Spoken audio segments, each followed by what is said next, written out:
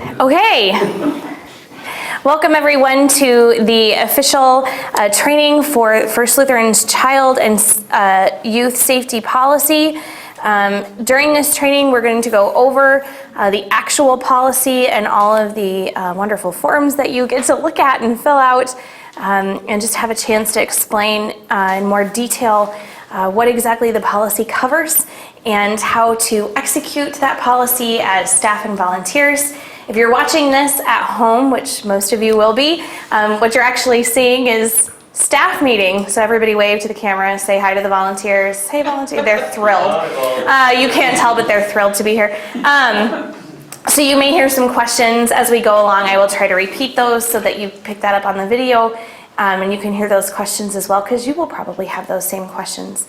And then for those of you who are watching the video, if you have questions after the video, please don't ever hesitate to contact myself, Michael Beckman, Pastor Steve Knutson, or Gordon Epping, who are the 4 policy administrators.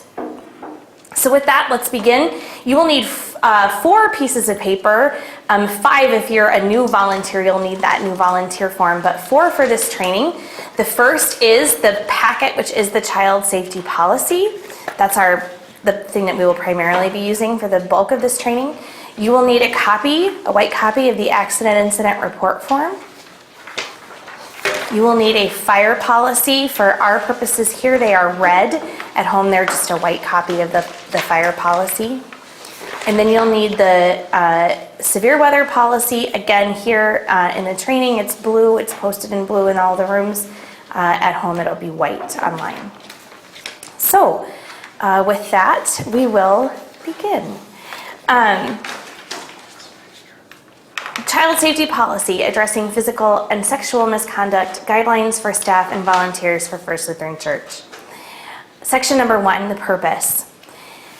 It says that First Lutheran Church has a long-standing tradition of providing a safe and stimulating environment for members, workers, guests, children, and youth. First Lutheran Church recognizes that situations involving abuse may arise despite the existence and execution of a prevention policy. This policy reflects our commitment to provide protective care of all children, youth, volunteers, staff, members, and guests who participate in our programs and use our facilities.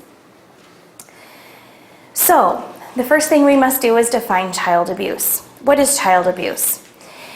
Section 2, in accordance with Chapter 232 of the Iowa Administrative Code and Chapter 709 of the Iowa Criminal Code, the victim of child abuse is a person under the age of 18 who has suffered one or more of the following categories: physical abuse, denial of critical care, presence of illegal drugs, manufacturing or possession of a dangerous substance, mental injury, child prostitution, sexual abuse, bestiality, and cohabitation with a registered sex offender. The key there is to note that only one of these categories need be met in order to have experienced abuse according to Iowa state law. So any one of those things constitutes abuse. That's important for you to be aware of. Section 3, policy administration. So who's administrating this policy? The 4 policy administrators are myself as Director of Children and Family Ministry, Michael Beckman, who is the Director of Teen Ministry, the Senior Pastor, Steve Knutson, and I'm just realizing who's not listed there is the Director of Support Services, who is Gordon Epping. Any of those 4 people, if you have questions, you can contact them. They will also be outlined later in the policy as people that you can go to for reporting, and we'll cover that. Current policy administration information, so our contact information, including addresses, emails, phone numbers, can be found in Appendix A, and the policy administrator information will always be updated or at least verified annually. So, let's get to the nitty-gritty. Section 4 deals with eligibility, application, and screening of volunteers. Section 4.1 is eligibility. Those wishing to volunteer with children or youth must have been active in the life of the congregation for at least 6 months and successfully completed the application and screening process, or been otherwise approved by the Director of Teen Ministry and or the Director of Children and Family Ministry. What does this mean?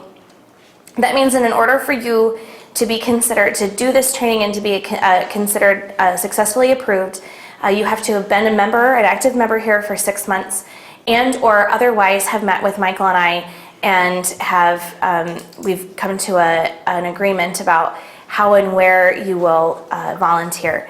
Does that mean that if you haven't been here for 6 months, or if you've been around but you haven't been here every week for every minute of every day, that you can't volunteer? No. That just means these are our minimum requirements for eligibility. 4.2 is definitions. For purposes of this policy, when we say children, we are defining children as being in the 5th grade or younger. Youth are defined as middle and high school age, and adults are defined as those who are 18 years of age or older.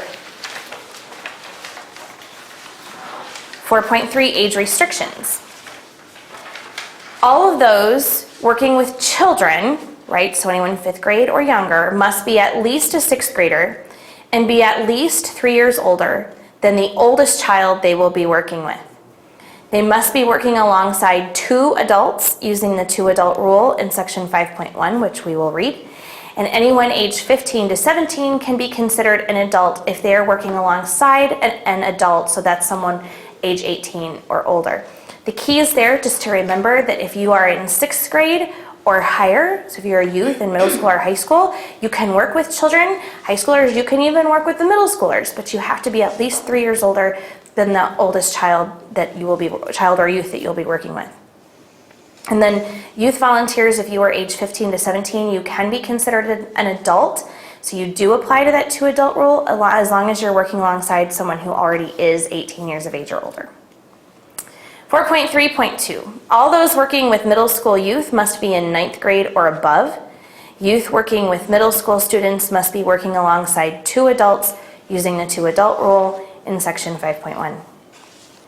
4.3.3, all those working with high school youth must be at least 1 year out of high school. So you must at least be a college sophomore or have been graduated from high school a year. You must be working alongside 2 adults and use the 2-adult rule in section 5.1. All adults must be at least 3 years older than the oldest youth they will be working with. So you could be 21, but you cannot be working with a 20-year-old. Does that make sense to you? 4.4, application and screening process. 4.4.1, those wishing to volunteer with children or youth must complete an application form and undergo a screening process described below before beginning their volunteer position. 4.4.2, background checks. Background checks are required for all adults, young adults, and youth working with children or youth on or off church property and involved in church-sanctioned events. These checks should include, but are not necessarily limited to, sex offender registry, Iowa courts, and personal references. Those are the 3 that we check on everyone. Background checks for youth working with children will include only the sex offender registry. 4.4.3, to be considered continuously active, volunteers must complete or certify an application form every year and attend a training, which, as you're doing at home right now, can be done at home, online, or you can show up to a staff meeting. The continuously active piece, you must verify your form every year. Let's say you fill out your form this year, you take this training, and next year you take a year off. Still come in and verify that form, otherwise you have to start all over and we have to background check you again and you got to fill out that 2-page form again. So even if you decide to scale back or whatever, you just take a break, whatever, come in and sign that form. Those forms are valid for 4 years. 4.5, satisfactory completion of screening for volunteers. 4.5.1, that you have no known history of abuse or molestation of children, youth, or adults. 4.5.2, that you have no negative personal references. 4.5.3, experience working with children or youth or satisfactory demonstration of the ability to learn and understand the position that you have applied for. 4.5.4, that you are active in the life of First Lutheran for at least 6 months or more, or have been otherwise approved by the Director of Teen Ministry and or the Director of Children and Family Ministry. So what happens if you have an unsatisfactory screening? That's 4.6. 4.6.1, the following findings will warrant the exclusion of the applicant from service to children or youth. 4.6.1.1, prior conviction of either sexual or physical abuse. Either of those things will automatically exclude you from volunteering in our programs. 4.6.2, the following findings may warrant the exclusion of the applicant from service to children or youth. 4.6.2.1, other findings of a criminal record, or 4.6.2.2, negative personal references. We say that may constitute exclusion. Those will be reviewed on a case-by-case basis between your ministry leader and either the director of support services and the senior pastor. And we will review those together with you, and we'll talk about the best course to bring you in as a volunteer in those ministry areas. Or we may decide that, you know what, this is just not maybe the best place for you to be, and we'll help you find someplace else to volunteer. So it says there in the note, in the event of a negative decision, the volunteer will be offered other alternatives. The assigned pastor will counsel the individual to ensure their worth within the body of Christ is evident and help them apply their gifts in other ministries and mission work within First Lutheran Church. This is not, you cannot ever volunteer here. It just means that we're trying to protect our children and youth, and we'll help you find just another right fit. 4.7, training.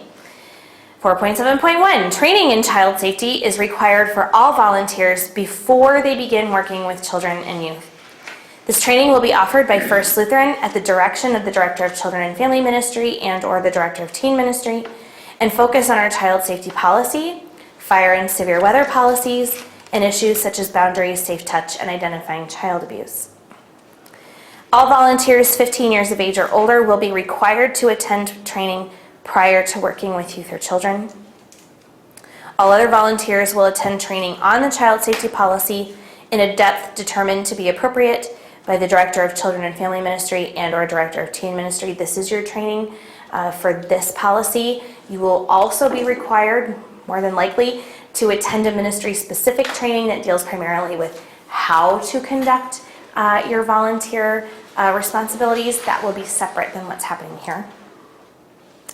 And then upon completion of the training, volunteers will sign a document stating that they have read, understand, and intend to follow the policy. If you're watching this at home, you can do that online. You just fill out the form at the bottom of the page where you downloaded everything and you're watching this video.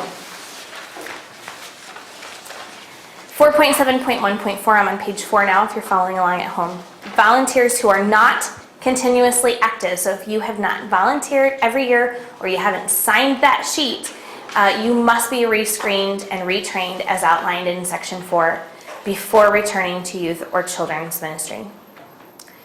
Section 4.8, continued screening. All volunteers are required to be rescreened according to section 4.4 and following every 5 years as long as you are continuously active. So your form that you're filling out today, that volunteer information form, is good for 4 years, this year and 3 subsequent years, and then on the 5th year you will be required to be rescreened. As the staff that are sitting in here today can tell you, almost all of them, all their forms expired last year and they had to all do it again. They were thrilled. So just know that the 5th year you will have to redo your form. Section 5, this is where Michael and I are going to do some microphone training, so just hang with us. I'm going to go over sections 5.1 and 5.2. 5.1 says, all staff and volunteers will observe the 2-adult rule, which requires an adult working with youth and children to be paired with another adult. Except in an extreme emergency, the 2 adults will remain within eyesight of each other at all times when working with youth and children. This means that if you are with your second adult, or however many adults are in the room, oftentimes in children's ministry there could be 3 or 4 of you, that means that you are always within eyesight of each other unless there is an emergency. Someone has to go call 911. Someone has to go find Lindsay or myself. Unless it is absolutely necessary that someone leave that room, you need to remain within eyesight of each other, including when you're eyeballing the bathroom, which we're going to talk about next. 5.2. When children need to use the restroom, they will ask permission from their teacher and then proceed to the restroom. One of the teachers from the room will stand at the classroom door. You can literally wedge your body in the doorway, holding the classroom door open, to make sure that the child gets to the restroom while also being visible to the other teacher and the rest of the class. This is that eyesight thing. You're keeping an eyeball on that kiddo that's going to the bathroom, and your teaching partner's keeping an eyeball on you. When the child is finished using the restroom, both the teacher and the child will return to the classroom. Volunteers are not allowed to change diapers. Our rule in children's ministry is that you cannot attend Sunday morning programs, at least, without being potty trained in VBS. That applies to VBS too, so you should not have to ever change a diaper. We ask you not to do that. When nursery staff are changing diapers, they're following DHS approved procedures for that. We are not training you in that. That's why we ask you not to do that. If a little one comes to you and needs a diaper, we ask that you just take them to the nursery. I'm going to pause here really quick because this could be one of those times where you have to leave. On the third and first floor, which is where children's programs are, there are also adult programs happening on those floors at the same times. We have less control over who accesses those bathrooms. That is why it is imperative that you eyeball that little one who's going to the bathroom while they walk down the hall, while they go, and while they come back. It's imperative that you watch them. If you see an adult go into the bathroom after a child has entered, you absolutely have the right to prop that door open, walk down the hall, and say to that adult, "I'm sorry, these restrooms are reserved for children's and youth use at this time only. Please head down to the second floor and use the bathroom that's right outside the administrative offices, or in the fellowship hall, the rooms that are directly adjacent to the fellowship space. Those are okay for adults, so are the ones that are up here by the administrative offices, but they need to be steered away from the hallway bathrooms on the third floor and the first floor." Okay, so I'm going to pass it off to Michael now.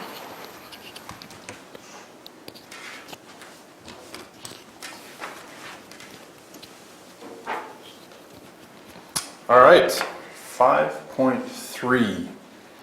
There may be occasions when a volunteer or staff member will need to meet alone with a student or group of students. On those occasions, the volunteer or staff member is encouraged to use one or more of the following safeguards.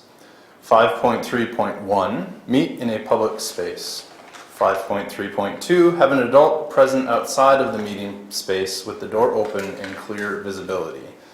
And 5.3.3, if it is absolutely necessary to meet with a youth or child privately behind closed doors, the staff member or volunteer will first call or talk to the parents or guardian and gain their specific permission to meet privately with their child. It is not necessarily necessary to tell the parent or guardian the subject matter of the conversation. Most of these are built into how we run our youth ministry, so on Sunday nights or on Wednesday nights, these will not be a huge issue because we're meeting in public spaces and there's usually 2 adults around. However, it is nice to know when there are not 2 adults around so that we can make the changes necessary within that. But most of this is built into our ministry programming already. 5.4, on occasion a situation may arise in which the second adult, as required in the 2-adult rule of section 5.1, is not available. In such a situation, the Director of Teen Ministry, Director of Children and Family Ministry, or his or her designee, shall take responsible steps to ensure that this child safety policy is otherwise followed. So that just makes sure that is the communication piece with Marissa or myself or whomever is the volunteer leading the ministry, that we know of what is coming or who is not coming for that, so we can make the necessary changes.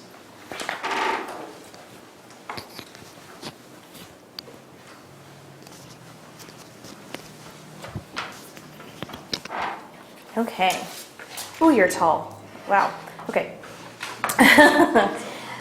5.5, sign-in procedures. We do have sign-in procedures. They are most often in the form of those fancy kiosks that we either love or hate. But 5.5 says this: sign-in procedures will be in place for parents, guardians, or their designee to follow as approved by the Director of Children and Family Ministry and or the Director of Teen Ministry. In the case of a parent or guardian failing to pick up their children from their assigned classrooms in a timely manner, The children may be moved to a common area where they will remain until they are picked up by a parent or guardian. While in the common area, they will be supervised using the 2-adult rule as described in section 5.1. So it happens, it especially happens when a parent is late or forgets. We have actually had people forget. It happens. And there's a little waiting and waiting and waiting in their classroom.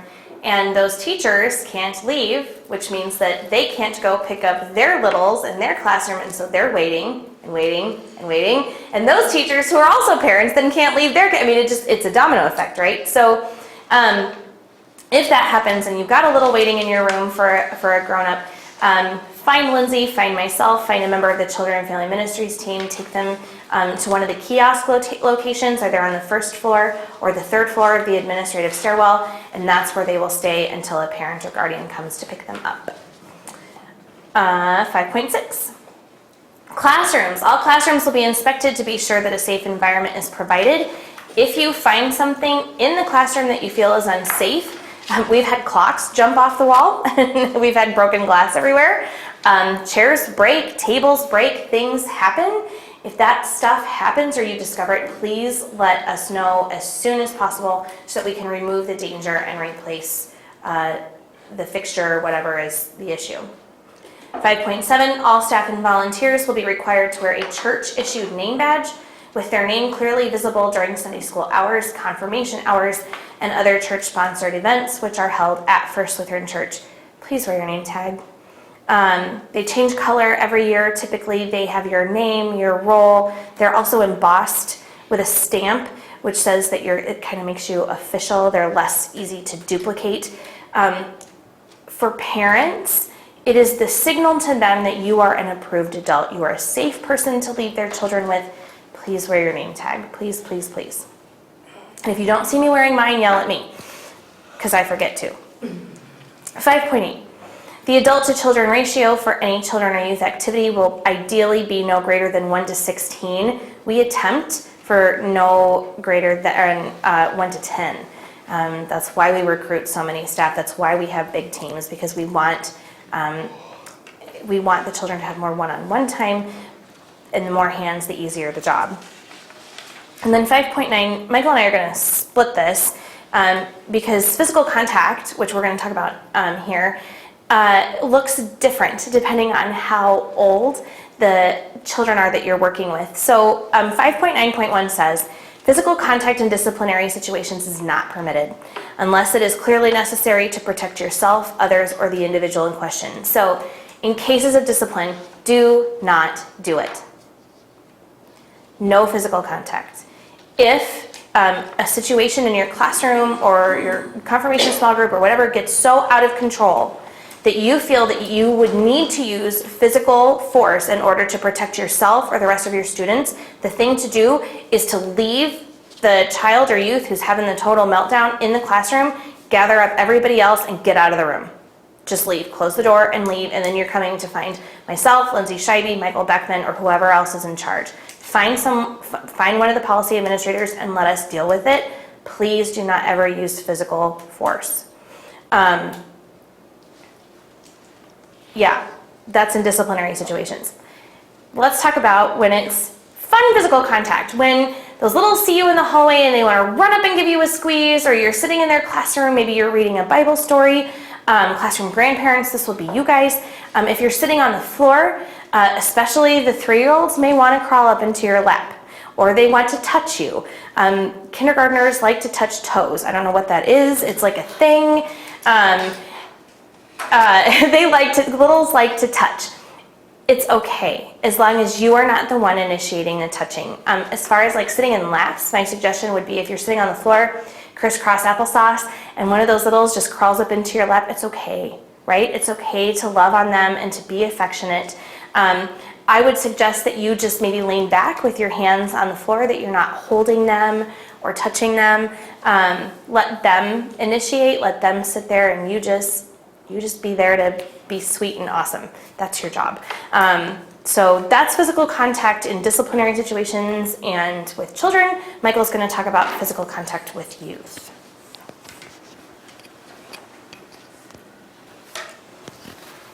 much of what Marissa spoke about in the classroom or things happening is the same procedure that we would have. If something becomes, or someone becomes disruptive or violent, we ask first that you remove the group. If a fight breaks out in the middle of the nave, which luckily we have not had to deal with yet, to be in the middle of that or to break that up, then physical contact may be necessary to pull them apart or to get into the middle of that. And that is obviously okay as well. We are not using our physicality to hurt them. We are using our physicality to remove them from a dangerous position for both of them. So that would be the one piece, is to just try to remove or diffuse the situation by using your physical presence, and then, if needed, physical touch in that way.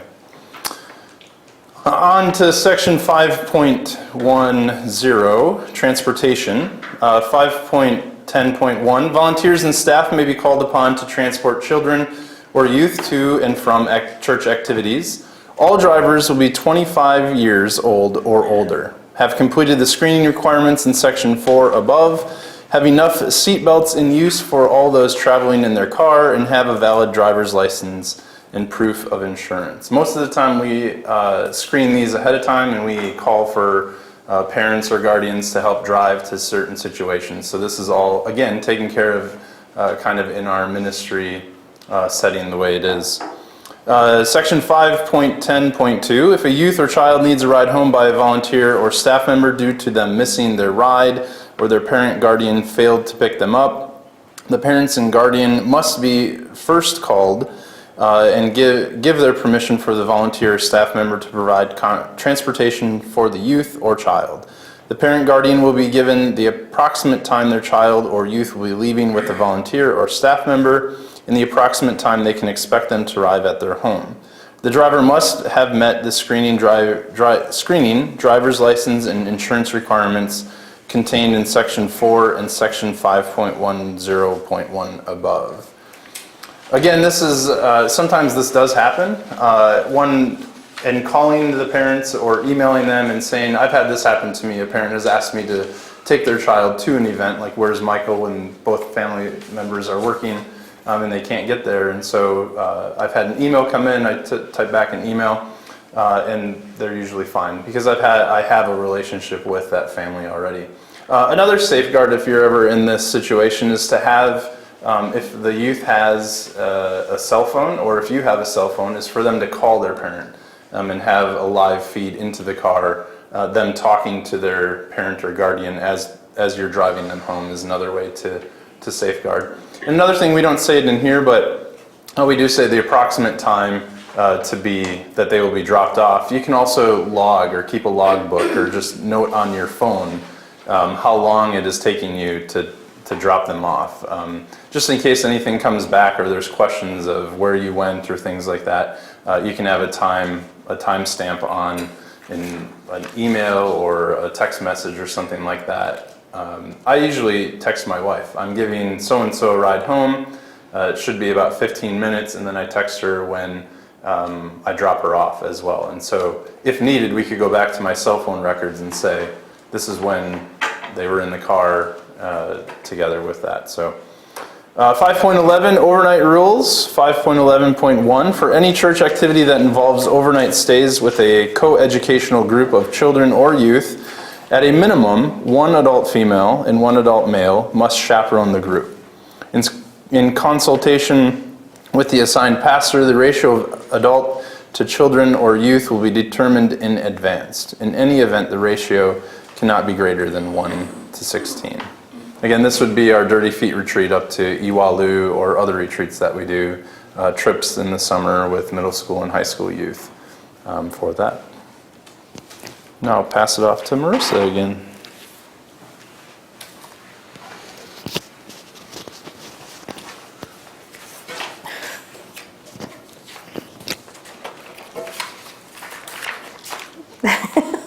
Thanks.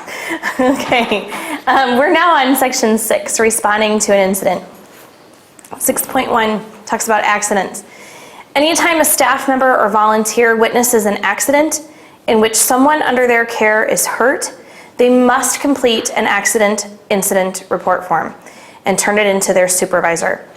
All reports must ultimately go to the Director of Teen Ministry, Director of Children and Family Ministry, Director of Support Services, and the Senior Pastor as soon as possible. The accident will also be reported to the parents and/or guardians. So the rule is, this happens, we must fill out a dozen of these during Vacation Bible School.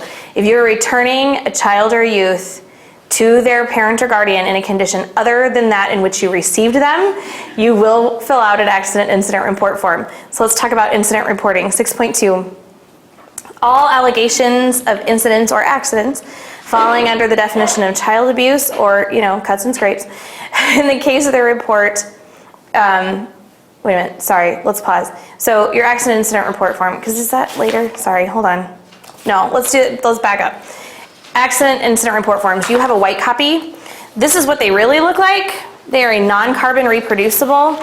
They look white on the top, and then there is a yellow copy underneath that will duplicate whatever you write on the white copy. You will use this in both instances. If it's an accident, if they have, you were playing a game in the LFC and they ran into one of those posts, because those posts jump out of nowhere, you are going to write that down.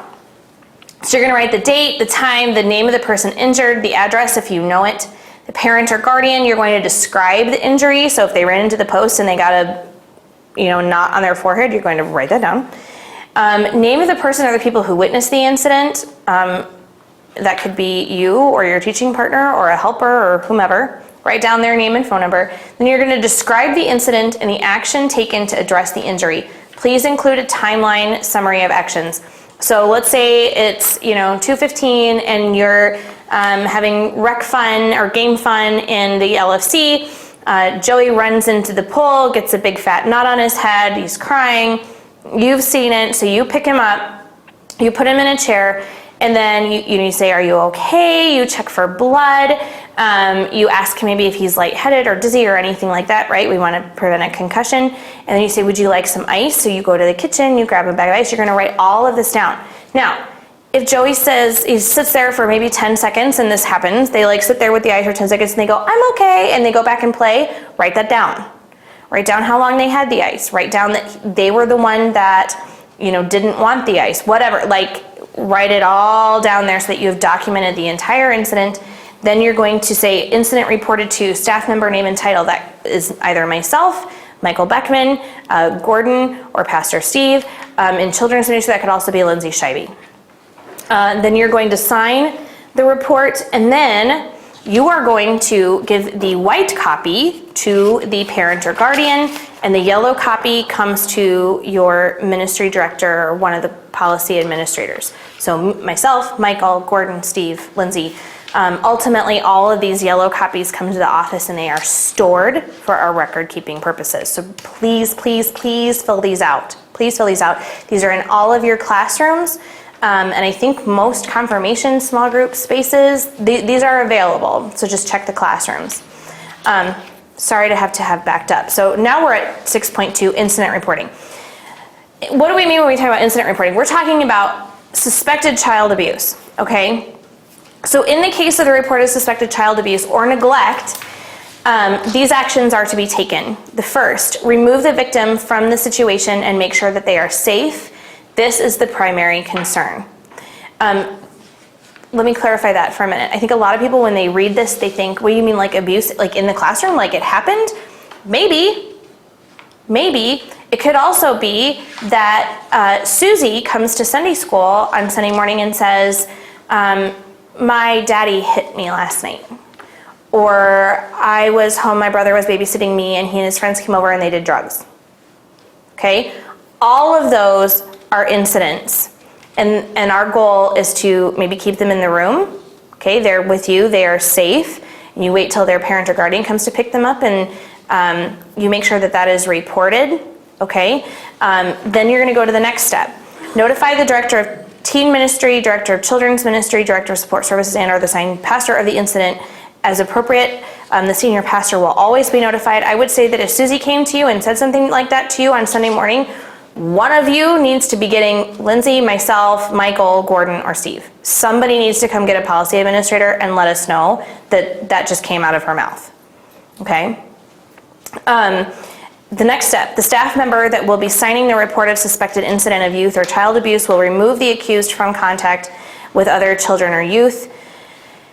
The staff member notified will fill out the report of suspected incident of youth or child abuse immediately. The staff member signing the report of suspected incident of youth or child abuse in consultation with the assigned pastor and the church's attorney is responsible for proper notification of the following: the parents, the senior pastor, law enforcement, and insurance or other authorities as appropriate. So in this section, your responsibility as a volunteer is only this: to listen to the children, to be aware of them, to observe them. You might notice that maybe Timmy comes every Sunday and every Sunday seems to have a new bruise. Now, if they're two, like my son, that's typical. Please don't anybody turn me into DHS. He's two, he falls. But you might say, gosh, you had a black eye that's like 3 times in the last 2 months. Or how did your arm get broken? Those kinds of things. You're asking questions, you're observing, you're involved in their life. And if someone comes to you and says something that you are concerned about, you had better come find a staff member. Come find one of the administrators and we will take it from there. That is your only responsibility. Anybody have questions about that particular piece before we move on? Okay, next page, 6.3. The response to allegations.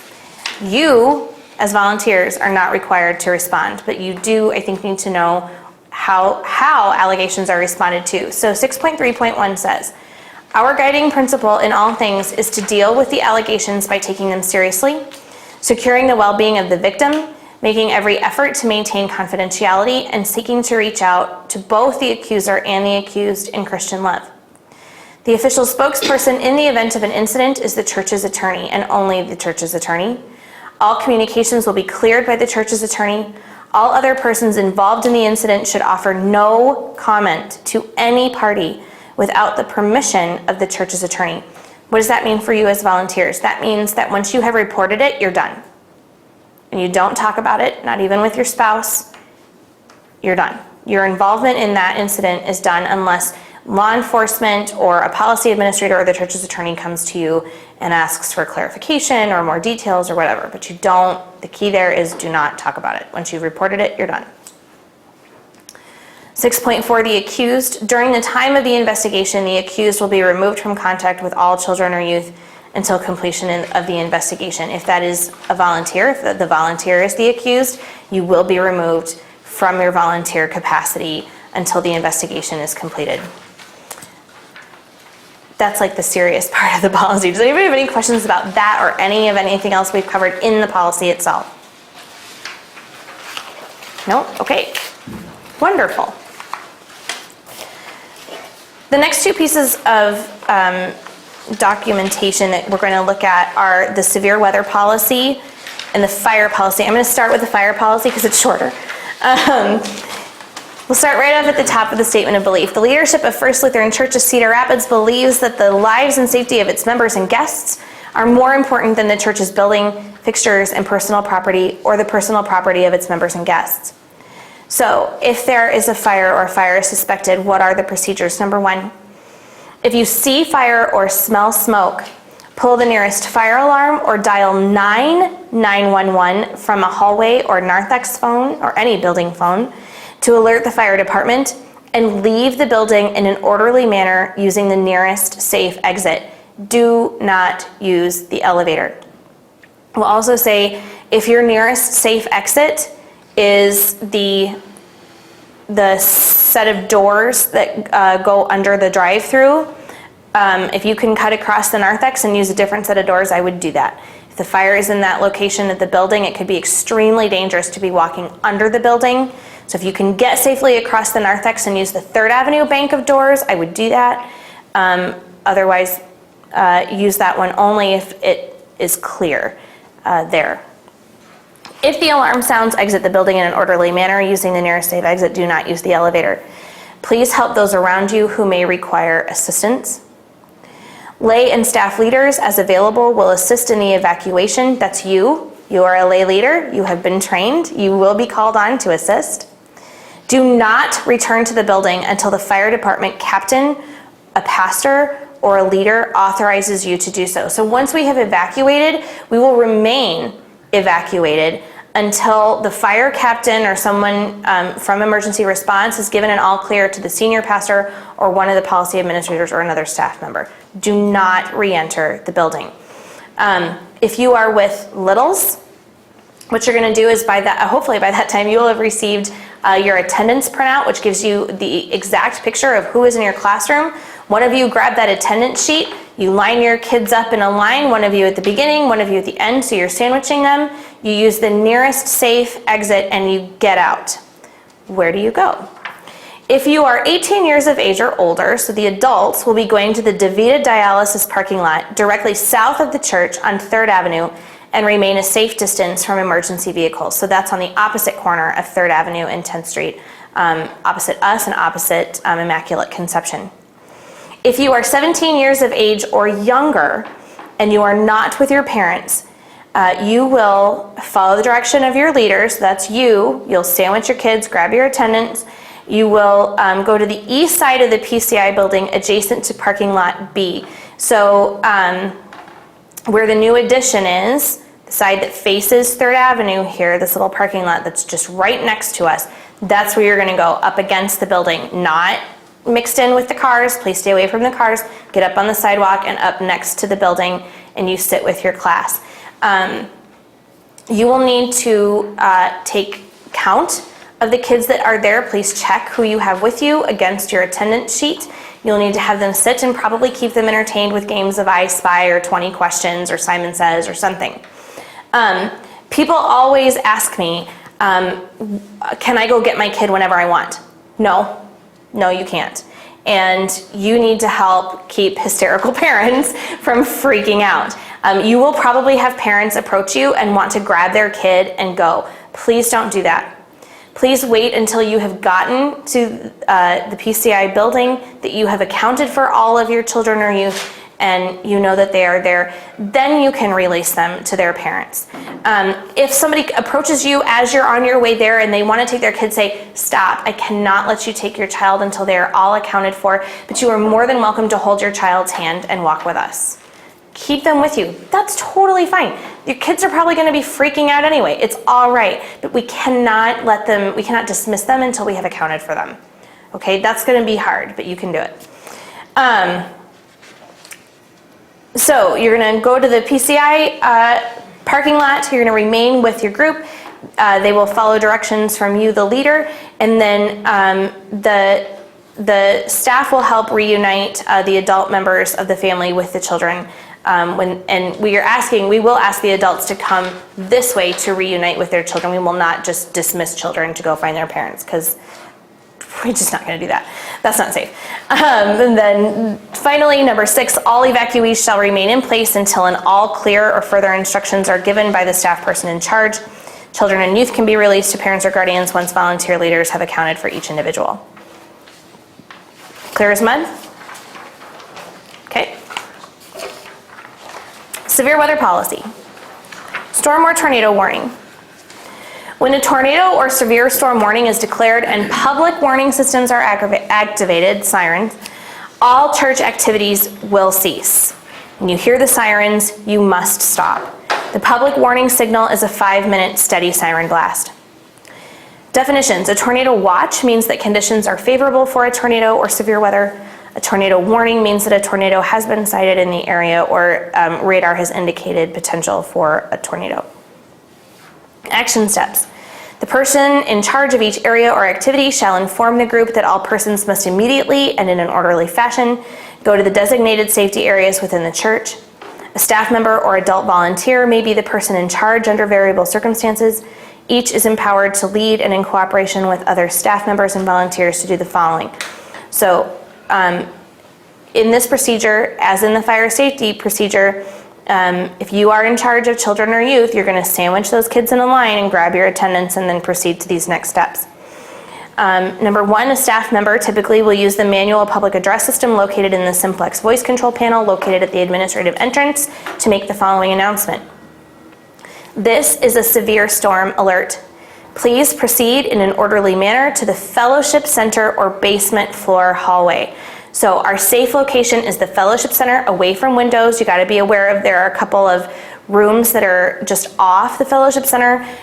Even the swinging doors to the kitchen have windows. You'll want to stay away from those. But any of the, past the kitchen, pretty much any of those walls there are safe places to be. And the first floor hallway, again, staying away from the doors to the classrooms that have windows. Almost all of them do, so just be aware of that. That's where you will go. All available staff members should give assistance and direction. Again, do not use the elevator.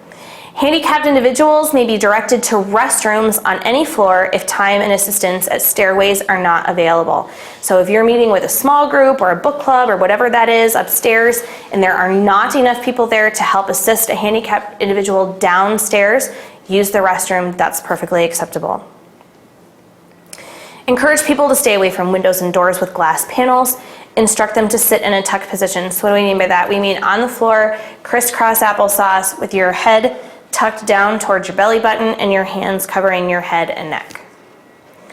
Account for all people, maintain order, explain that if a power outage occurs, the fire alarm signal and message will activate automatically. Please do not try to silence it. It's annoying, but it will go away. After danger has passed, the person in charge should announce over the simplex voice system, the storm alert is over, please return to your room or activity. A staff member will silence and reset the fire alarm per procedure if necessary. That's if the building has not been damaged. If the building has been damaged, obviously we will evacuate. We will not continue with regular programs, and we will sort of proceed in a similar fashion to the fire policy. We'll evacuate. We will reunite children with their parents, and then they will be dismissed. But all of those instructions will be given by emergency response or a staff member or a lay leader who is in charge. A medical emergency. So if a tornado strikes or in case of a medical emergency, the lives and safety of people will take precedence over structures and artifacts. Persons with first aid knowledge or medical training are encouraged to help victims. Pause really quick.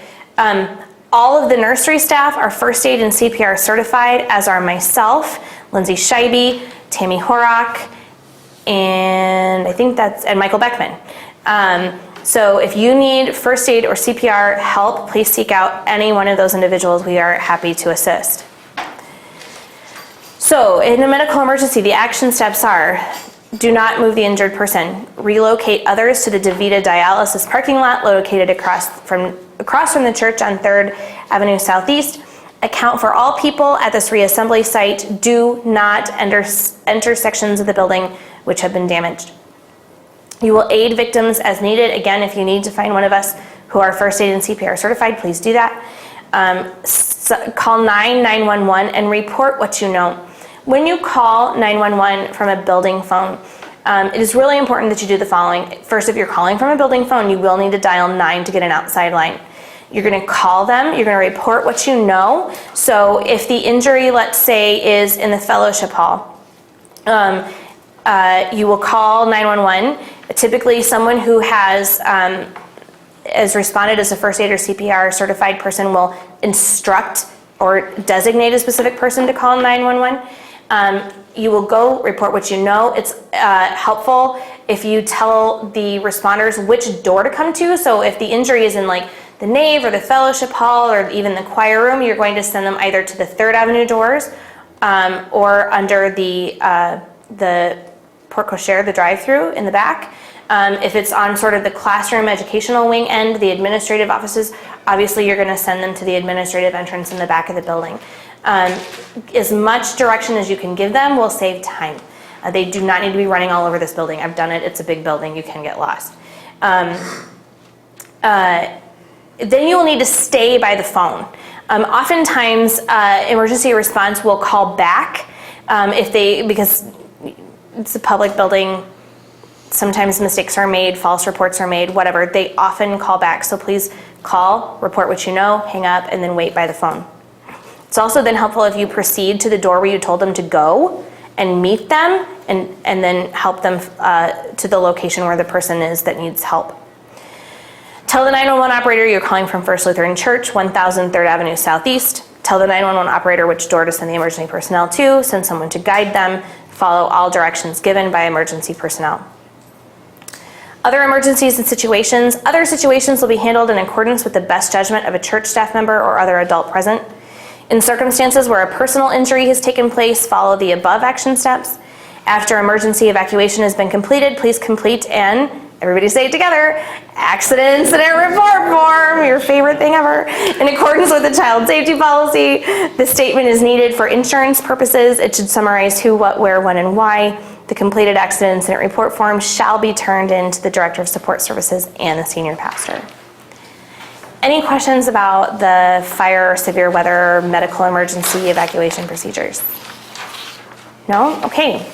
Well, then that completes your training of the child safety policy. You will need to go ahead, if you're watching this at home, fill out those forms or online. You can do it really quick. There's a form right there that says, where you can type in your name and say that you agree to follow the child safety policy. That just sends an email right to us, and then that completes your training. Please make sure that all those forms are turned in to us so we can account for you. Thanks again for watching, and we look forward to doing ministry with you.